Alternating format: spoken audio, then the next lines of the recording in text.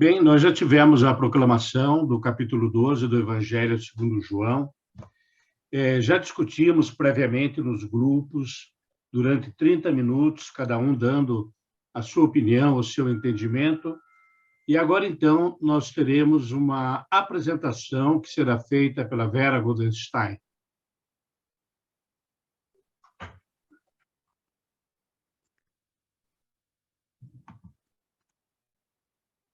Capítulo 12 do Evangelho de São João.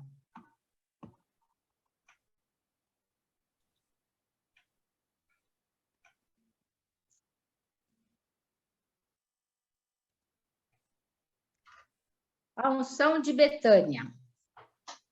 Maria aparece 3 vezes nos evangelhos. Ela é uma das personagens mais bonitas de todas as escrituras, com um incidente no lar de sua irmã Marta, que relata em Lucas, onde Jesus e seus discípulos que viajavam com ele estavam na casa de Lázaro. Marta não estava tão angustiada, Marta estava tão angustiada, ocupada em muitos serviços, e ao pedir a Jesus que dissesse à irmã Maria que fosse ajudá-la, Jesus disse então que Maria escolhera a melhor parte que era estar com ele. A resposta de Jesus dá nossa primeira visão sobre Maria de Betânia. Jesus a elogiou por escolher a melhor parte, o que significa que o desejo de estar perto do seu Senhor. A segunda vez foi por ocasião da ressurreição de Lázaro, em João 11, e a terceira vez e última vez em João 12.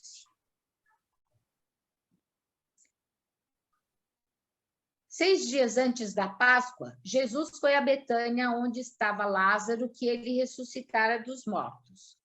Nosso Senhor amava Lázaro, Marta e Maria. Ele volta a Betânia 6 dias antes da Páscoa. Jesus visita de novo seus amigos de Betânia. Comove ver como o Senhor tem esta amizade, tão divina e tão humana, que se manifesta num convívio frequente. Cristo Jesus sempre foi muito bem recebido por Lázaro, Marta e Maria, em qualquer dia, em qualquer hora, com alegria e afeto. Assim como Lázaro, Marta e Maria recebiam o Senhor em sua casa, abramos também o nosso coração para receber. Feliz do católico que possui Cristo em sua casa, isto é, em sua alma imortal, e esse é o riquíssimo, porque Deus é a verdadeira riqueza. Quem só quer Deus é rico de todos os seus bens, diz Santo Afonso Maria de Ligório. São milhares aqueles que negam hospedagem para Cristo Jesus em seus corações, mas escancara-os para o mundo e suas vaidades. Esses vivem com a alma cheia de vícios e pecados, portanto, sem presença de Deus nas suas vidas. Em João 2, ofereceram aí um jantar. Marta servia e Lázaro era um dos que estavam à mesa com ele. Então Maria, tomando 1 libra de perfume de nardo puro, muito caro, ungiu os pés de Jesus e os enxugou com seus cabelos. E a casa inteira ficou cheia do perfume do bálsamo. Era costume da hospitalidade do Oriente honrar um hóspede ilustre com água perfumada depois de se lavar. Mas mal se sentou Jesus, Maria tomou um frasco de alabastro que continha 1 libra de perfume muito caro, de nardo puro. Aproximou-se do divã onde estava recostado Jesus e ungiu seus pés e os secou com os seus cabelos.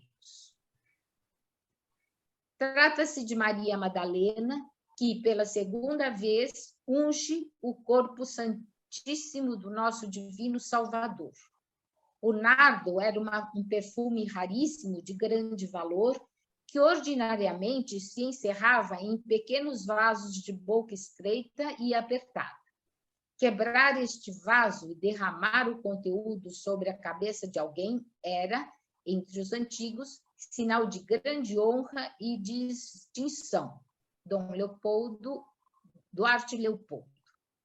A libra era uma medida de peso que equivalia a algo mais de 300 gramas.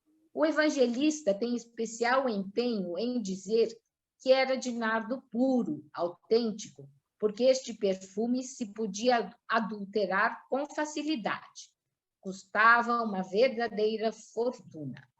Maria ofereceu o melhor para Cristo Jesus. Ela não ofereceu um perfume barato, e sim o melhor e o mais caro. A generosidade de Maria. A generosidade é a virtude de quem compartilha por bondade. Um ato de generosidade deve ser feito de forma desinteressada, sem esperar nenhum retorno. Também é sinal de abundância de alguma coisa em grande quantidade. A pessoa generosa quer partilhar, repartir ou distribuir aquilo que tem com os outros menos favorecidos. O seu comportamento tem por base reconhecer as necessidades do próximo e tratar de as satisfazer dentro das suas possibilidades. Costumamos confundir solidariedade com generosidade. Dar mostras de solidariedade é agir em favor de alguém cujos interesses compartilhamos, ou seja, defendendo os interesses dele e também estamos defendendo os nossos interesses. Dar mostras de generosidade é agir em favor de alguém cujos interesses não compartilhamos. A generosidade produz dentro de nós a sensação de que somos capazes de fazer a diferença no mundo, de que estamos atendendo ativamente às necessidades das pessoas ao nosso redor e de que estamos transformando nossa comunidade em um lugar mais saudável. Jesus protegeu Maria, interrompendo a crítica. Deixai-a. Os sinóticos dão a impressão de que Judas, muito sentido com a repreensão, esgueirou-se e foi negociar com os principais sacerdotes a traição do mestre. Jesus viu na atitude de Maria um significado profundo para o dia em que me embalsamarem.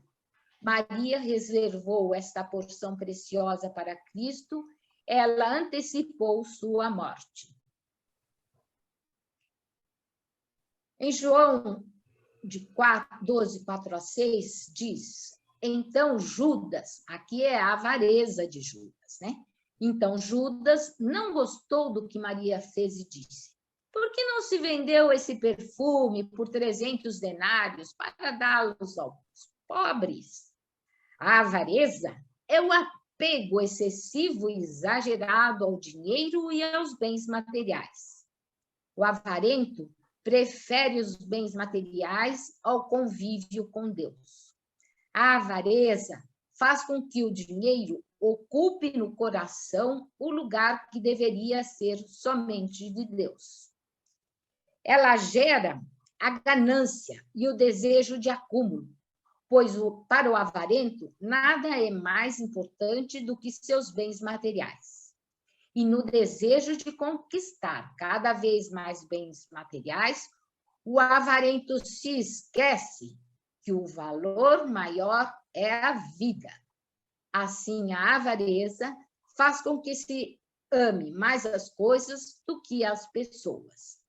Para se vencer o pecado da avareza, a Igreja nos motiva a viver a generosidade, a gratuidade da partilha do que temos e somos.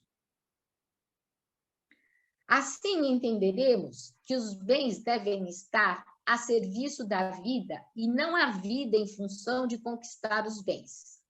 A maior conquista deve ser a própria vida com Deus.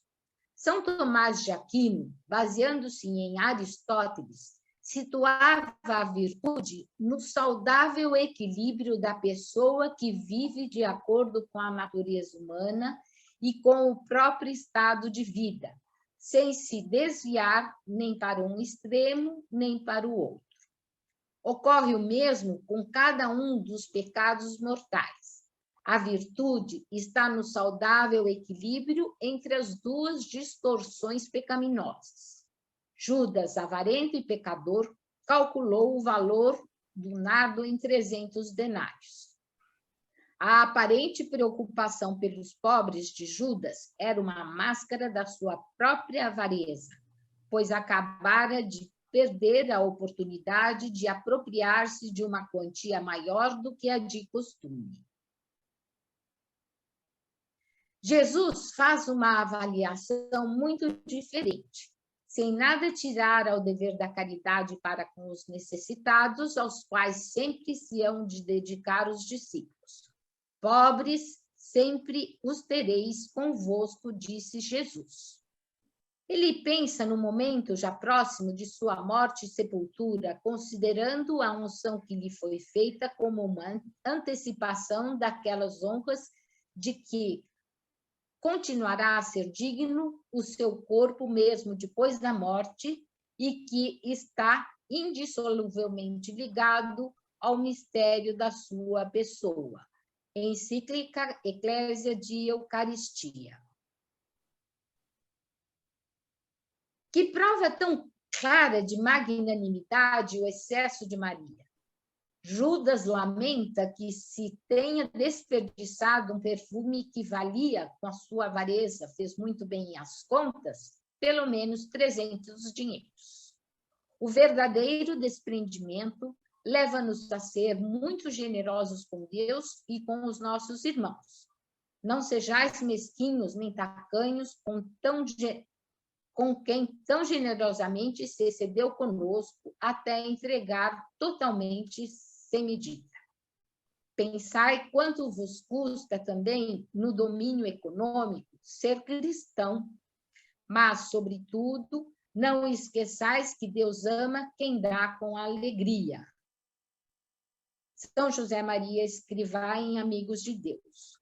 Que o nosso amor por Cristo se assemelhe ao amor que Maria tinha por ele. A entrada triunfal de Jesus em Jerusalém. Lázaro tornou-se uma atração para muita gente que vinha vê-lo além de Jesus. Eram pessoas curiosas, mas também solidárias. Os principais sacerdotes encontraram na situação motivos para incluírem Lázaro em seus malvados planos. Um duplo homicídio não teria perturbado suas consciências já endurecidas. Na entrada triunfal de Jesus estavam os que procuravam honrar o Senhor, eram os peregrinos não residentes em Jerusalém. Vieram para a festa da Páscoa. Só João menciona os ramos de palmeiras. Eles são citados pelo escritor em 2 Macabeus em relação à rededicação do templo por Judas Macabeu, depois da profanação pelos sírios. Hosana é uma palavra hebreia que significa salve, eu lhe peço. No Novo Testamento, seu uso limita-se a este incidente. Às vezes, não é uma oração, mas uma atribuição de louvor, e esse é o seu uso nesta passagem. Jesus estava sendo saudado como rei de Israel, que viera com autoridade do Senhor Jeová. Este povo esperava que ele estabelecesse o reino de Davi com poder. A multidão estava cheia de expectativa messiânica. O movimento em prol de Jesus continuou no incidente dos gregos que expressavam o desejo de ver Jesus.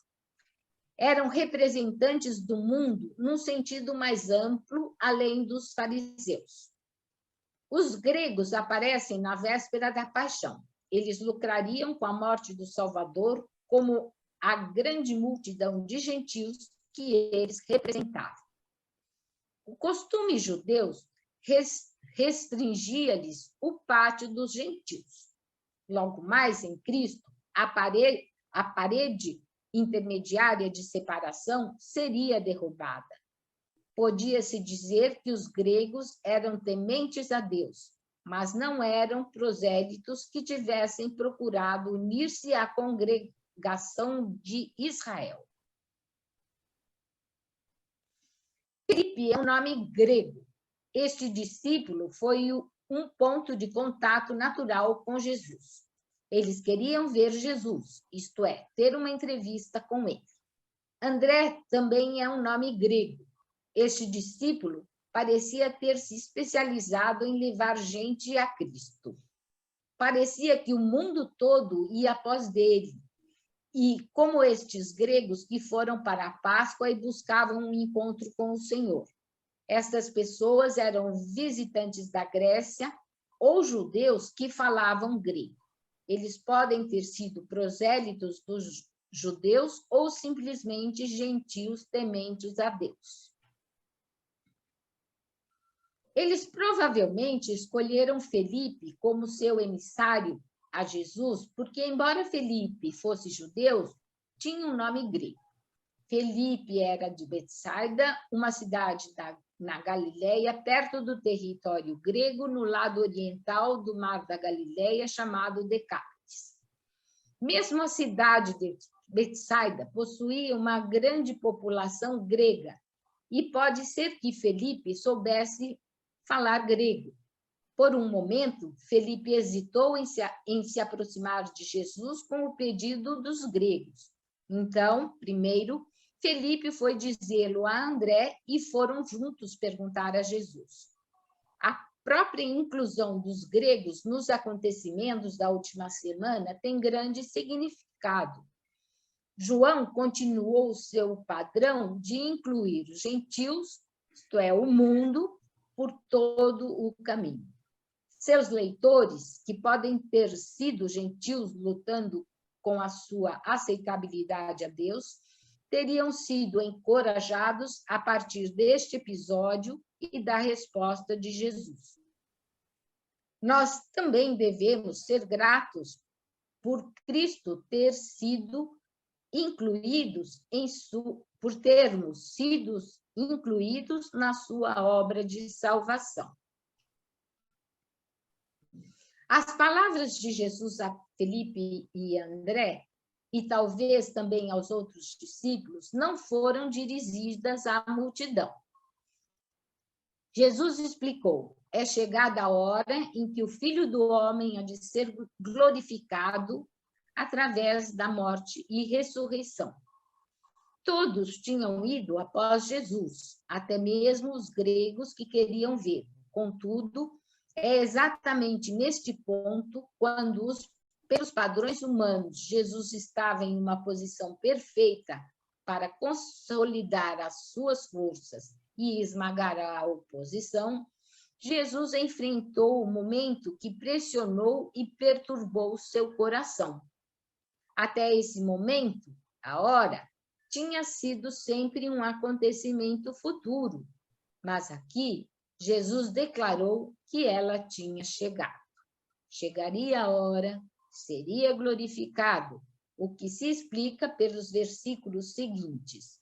No Evangelho de João, a glorificação começa com a morte e inclui a ressurreição. Digo-lhes verdadeiramente que se o grão de trigo não cair na terra e não morrer, continuará ele só, mas se morrer, dará muito fruto. A alusão ao trigo fornece o sentido sobre o que vai acontecer a Jesus. Sem a sua morte, sua vida permaneceria isolada, sem poder de desenvolvimento rumo à salvação do gênero humano. A morte é a chave para a frutificação espiritual. A figura do grão de trigo revela o sacrifício necessário de Jesus. Quando um grão de trigo é enterrado na terra, ele, na verdade, morre antes de se tornar uma folha madura, produzindo muito fruto. Assim sendo, Jesus, por sua morte, produziu mais frutos do que poderiam ser obtidos se ele tivesse se tornado rei de Israel em um trono terreno. De fato, sendo levantado na cruz, Jesus iria atrair todas as pessoas para si mesmo. Em sua ilustração do grão que morre, ele falou diretamente sobre a sua própria vida. Ele não exige de nós, necessariamente, que abramos mão da nossa vida em uma morte sacrificial como a única maneira de darmos frutos. Deus realmente chama alguns para morrerem com ele, mas ele chama muitos mais para permanecerem vivos, prestando um serviço útil e frutífero. Romanos 12, 1, 2. Mas todo cristão está chamado ao sacrifício diário na luta contra o pecado, com as pequenas mortificações para atingir as virtudes cristãs necessárias para a santidade. Os verdadeiros seguidores de Jesus devem ter suas prioridades em ordem. Se eles escolherem amar suas vidas mais do que a do seu mestre, perderão a própria vida que procuram manter. Ser discípulo é estar disposto a sofrer e experimentar a rejeição, mesmo na morte, se for necessário. Servir e seguir a Jesus significa fazer mudanças radicais no estilo de vida. E também significa andar pelo caminho que ele andou. Não o caminho de poder e honra terrenos, mas, se necessário, o caminho da humilhação e até a morte. Todas as coisas feitas por Jesus foram para a glória de Deus. Quando escolhemos segui-lo, devemos viver somente para a glória de Deus. Isto não significa que não nos divertiremos, que não teremos alegria, nem segurança. Antes, isto significa simplesmente que viveremos para honrar a Deus e então o Pai nos honrará. A honra de Deus que Jesus promete pode, de fato, ser em parte experimentada nesta vida, mas nunca inteiramente. Podemos apenas supor o que Deus planejou. Enquanto isso, podemos obter conforto e segurança reais, sabendo que Deus observa e se lembra de cada ato de serviço que fazemos em seu precioso nome. Nenhum deles será esquecido. Diferente dos evangelhos sinóticos, João não registra a agonia de Jesus no jardim do Getsêmani, antes da sua crucifixão.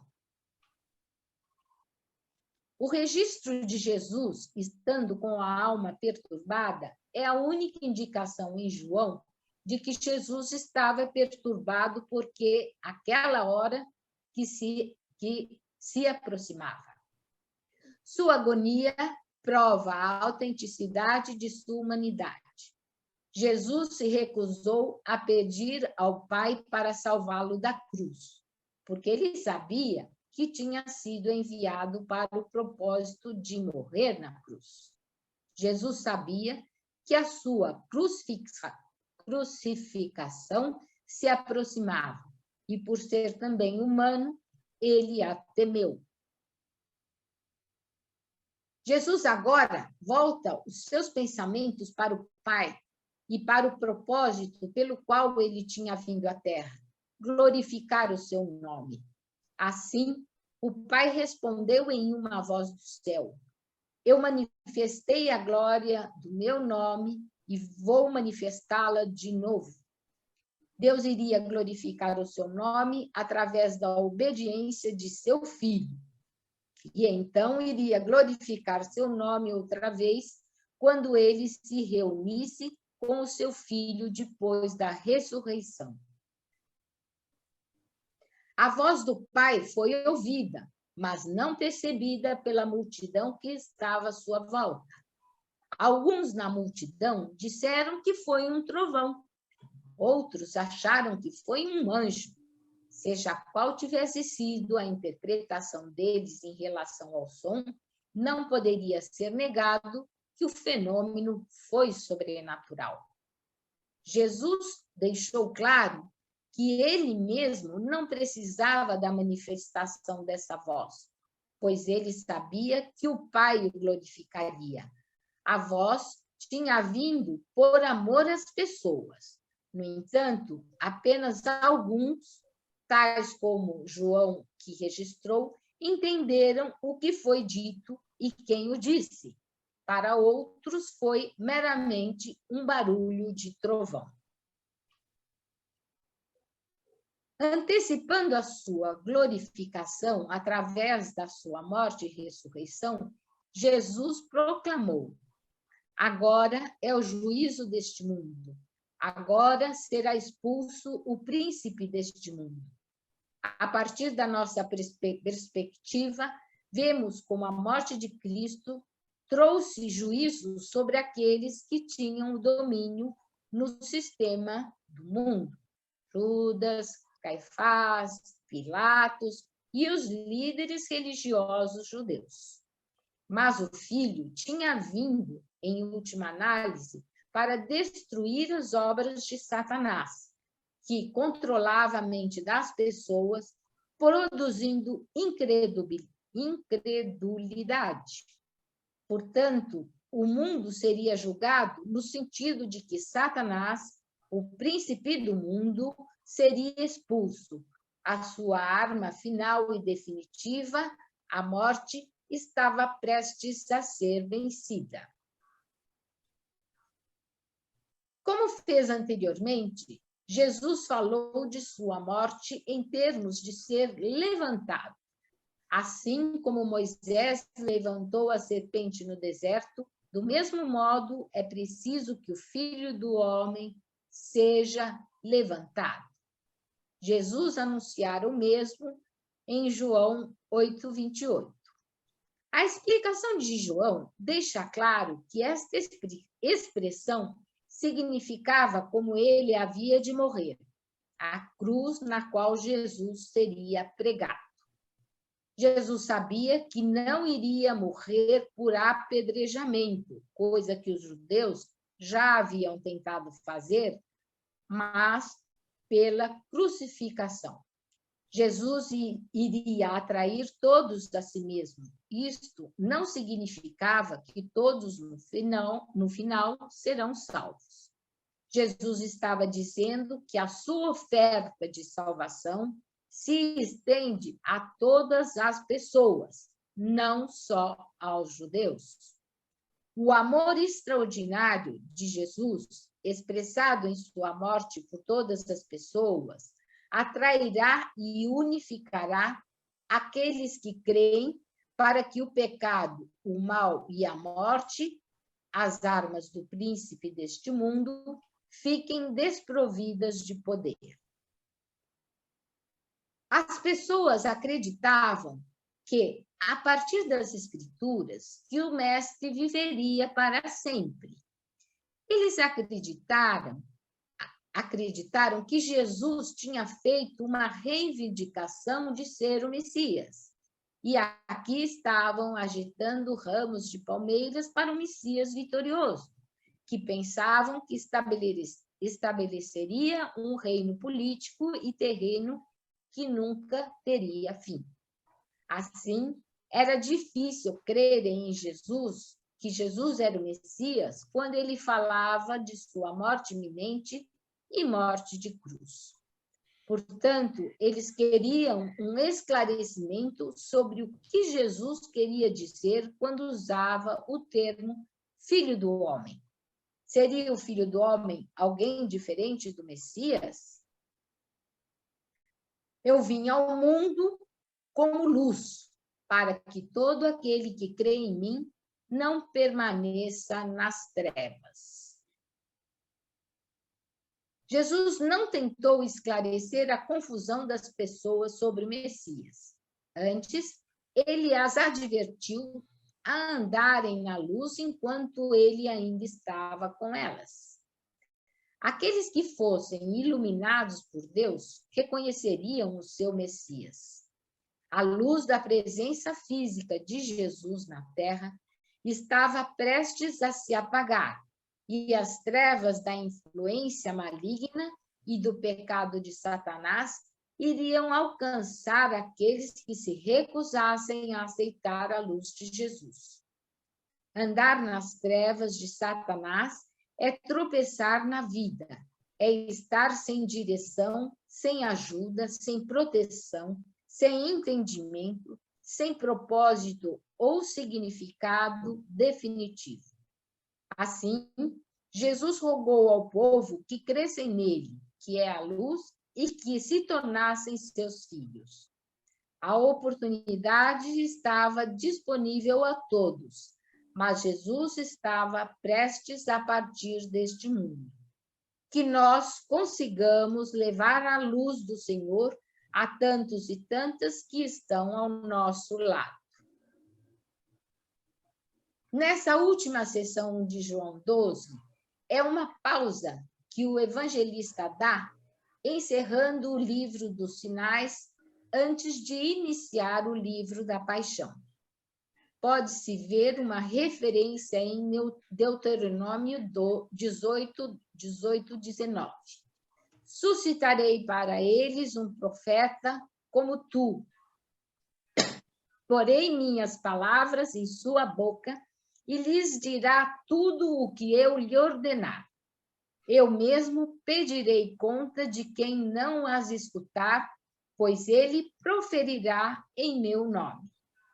E ainda em Deuteronômio 47, lê-se: porque esta palavra não vos é vã, mas é a vossa vida, e por esta mesma palavra prolongareis os dias na terra. Jesus é a transparência do Pai. Por ele foi enviado. Desta forma, ou se acolhe ou o rejeita. Assim também se acolhe ou rejeita o Pai. Jesus veio como a luz para salvar e não para condenar. Entretanto, sua vinda representa um juízo que coincide com a aceitação ou recusa da sua palavra. Eu sou a luz que veio ao mundo, o sol da justiça, que devia se erguer para iluminar os homens a caminho do céu. Aquele que crê em mim não habita na escuridão. Os eleitos de Deus, enquanto que em um estado não regenerado e de incredulidade, estão na escuridão. Quando Cristo brilha sobre eles e infunde-lhes a luz da fé, eles já não estão na escuridão. A escuridão é passado, pelo menos em grande medida, bem como a verdadeira luz brilha, e quem vê a luz vê a graça, e a incredulidade, porém, andam na luz da verdade, fé e santidade. Os homens podem ouvir o evangelho de Cristo e não entendê-lo. Podem entendê-lo literalmente, gramaticalmente, mas não espiritualmente. Muitos rejeitam e negam a luz de Jesus. A fé vem para todos, mas alguns não recebem qualquer lucro por ouvi-lo, porque não são generosos. Não percebem a dimensão sobrenatural do viver. Estamos chamados à plenitude e ao encontro de Deus na vida eterna. Eu não julgo, eu não acuso diante do Pai, nem eu o condeno agora, pois não vim para julgar o mundo, mas para salvar o mundo. Cristo não veio com esse caráter de juiz, mas salvador. Portanto, a finalidade de sua vinda, ele não acusará, condenará ou julgará algum homem, nem mesmo o pior e quem o despreza. Jesus nos fala no versículo 50 que por ele conhecemos que é o caminho da vida eterna, pois esta é a mensagem do Pai. Estamos aqui para cumprir a vontade de Deus e assim sermos santos. A igreja fundada por ele é o caminho, e nela encontramos todos os meios que nos conduzem ao Pai. Que a luz de Jesus ilumine nossos passos, hoje e sempre. Amém. Em nome do Pai, do Filho e do Espírito Santo. Amém.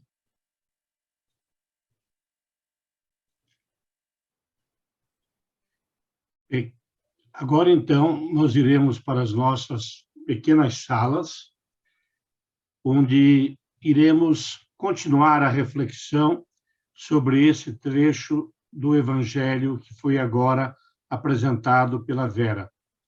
Sempre lembrando que este é o momento onde nós devemos trazer para nós esta reflexão. O que ele significa em sua vida? O que o Senhor propõe? O que ele questiona? E o que você gostaria, então, de responder ao Senhor nesta noite em forma de oração? Então, 30 minutinhos e retornaremos para esta sala principal. Até já.